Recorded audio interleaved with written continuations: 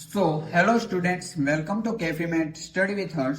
आज हम करेंगे क्लास 12 में चैप्टर 4 डिटर्मिनेंट का इंट्रोडक्शन पार्ट, यानी कि हम आज चैप्टर 4 स्टार्ट कर रहे हैं।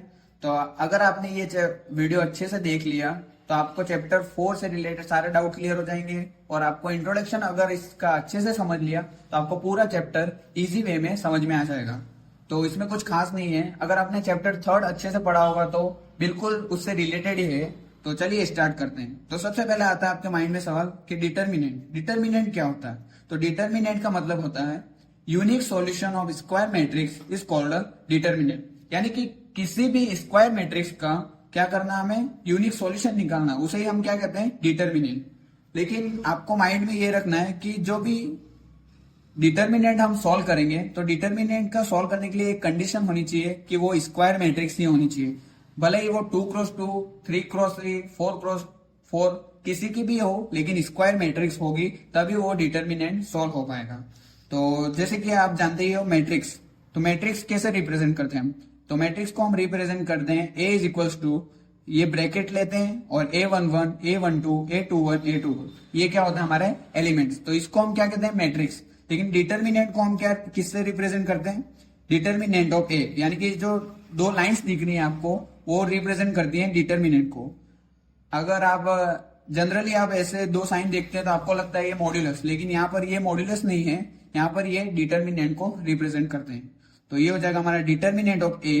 तो इसी को हमने, यही एलिमेंट को, इसी को हम ए को हम किस वे में, जैसे मैट्रिक्स को रिप्रेजेंट करते हैं वैसे ही हम डिटर्मिनेंट को भी रिप्रेजेंट करेंगे। बस यहाँ पर दो लाइन्स आ जाएंगी। तो A11, A12, A21, A22, तो ये हो गया हमारा एलिमेंट्स और ये हो गया हमारा डिटर्मिनेंट। तो ये अब डिटर्मिनेंट को सॉल्व कैसे करते हैं, तो सिंपल सॉल्यूशन है, बस हमें क्या करना है, क्रॉस मल्टीप्लीकेशन।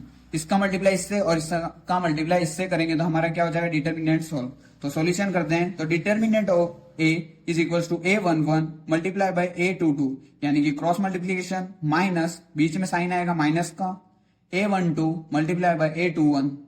तो ये जब इसका सॉल्यूशन करेंगे और जो भी आंसर आएगा वो हमारा क्या हो जाएगा, यूनिक सॉल्यूशन। तो डिटर्मिनेंट का सॉल्यूशन हो जाएगा।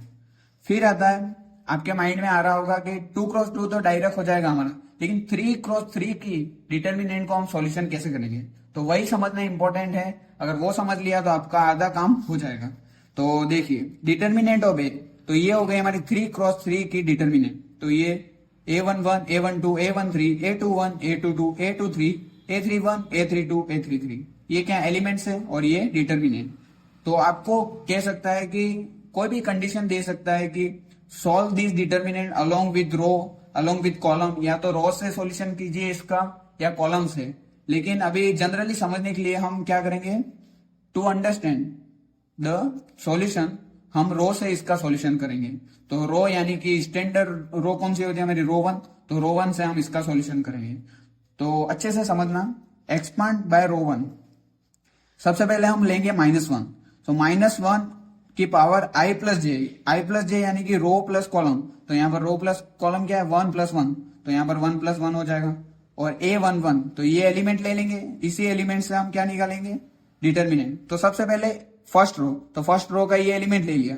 तो ये एलिमेंट ले लिया आपने, तो आपको क्या करना है, इस एलिमेंट में जो भी अलाइन कर रहे हैं उनको छोड़कर जो एलिमेंट्स हैं उसका मल्टीप्लाई, यानी कि वो डिटर्मिनेंट ले लेना है। तो कैसे, हमने लिया A11, तो A11 में ये भी अलाइन कर रहा है और ये भी अलाइन कर रहा है, तो इन दोनों को छोड़ के, यानी कि ये दो, इसको और इसको छोड़ के ये जो एलिमेंट्स हैं वो हम राइट डाउन कर देंगे। तो A11, तो वही एलिमेंट हमने राइट डाउन कर दी, A22, A23, A32, A33, वही एलिमेंट है। अगेन प्लस -1 की पावर 1 + 2, यानी कि A12, अब सेकेंड एलिमेंट लेंगे हम, रो फर्स्ट सेकेंड एलिमेंट, तो -1 की पावर 1 + 2, यानी कि i + j, तो i के हमारा 1 + 2 यानी कि j हमारा कॉलम।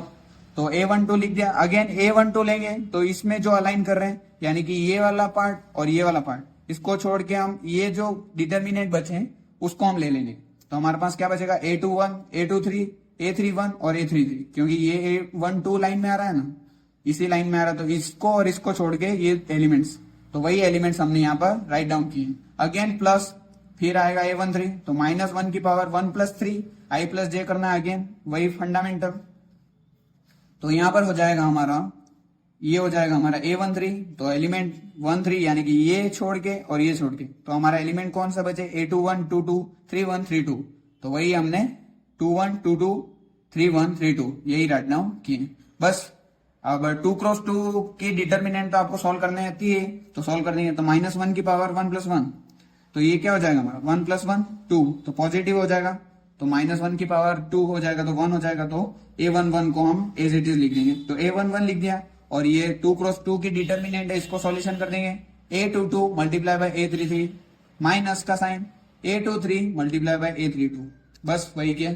अगेन -1 की पावर 3, तो -1 की पावर 3 होगी तो माइनस रहेगा, तो माइनस A12 का 1 2, अगेन इन दोनों का cross multiplication, A21 A33 minus A23 A31 हो गया। अच्छे से समझ में आ गया, आराम से समझिए, कोई डिफिकल्ट नहीं है, बहुत इजी है।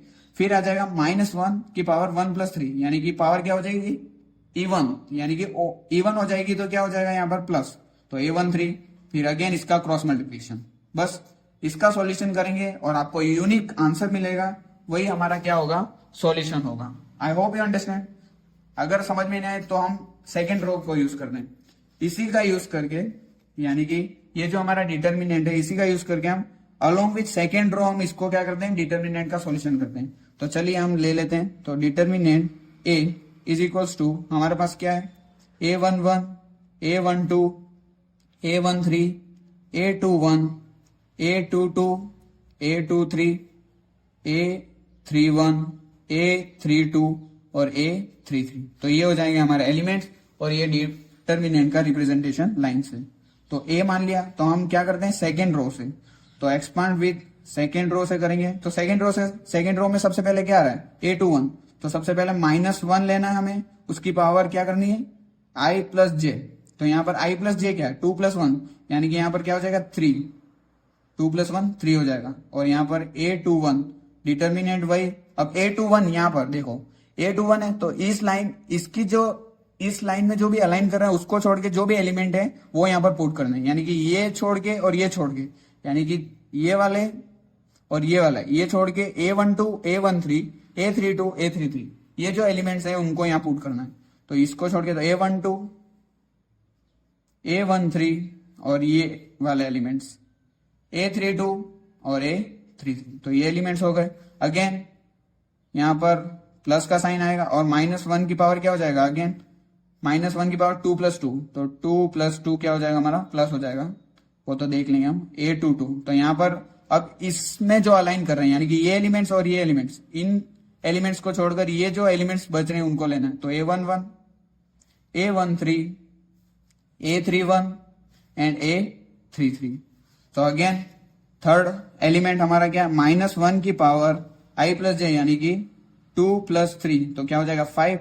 तो हमारा एलिमेंट, यानी कि इसमें कौन से एलिमेंट्स अलाइन कर रहे हैं ये वाले और ये वाले, इनको छोड़ के हमें ये एलिमेंट्स लेने। तो A11 A12 A31 और A32, तो ये हो गया हमारा सॉल्यूशन। बस अब सिंपल सा सॉल्यूशन है, -1 की पावर क्या हो जाएगी I + j, यानी 2 + 1, तो -A21 का सॉल्यूशन क्रॉस मल्टीप्लाई 2 क्रॉस 2 के डिटर्मिनेंट तो कैसे सॉल्व करनी है, डायरेक्ट क्रॉस मल्टीप्लाई, तो A12 A33 माइनस का साइन आएगा A13 और A32, तो ये हो गया सॉल्यूशन। अगेन यहाँ पर -1 की पावर 4, तो यहाँ पर पॉजिटिव हो जाएगा, तो A22, तो cross multiply A11 A33 minus का sign A13 multiply by A13 multiply by A31, तो ये हो गया। अगेन यहाँ पर भी -1 की पावर 2 प्लस, तो नेगेटिव हो जाएगा, तो नेगेटिव साइन, और यहाँ पर हो जाएगा हमारा A23, सेकेंड रो ली थी हमने, तो A23,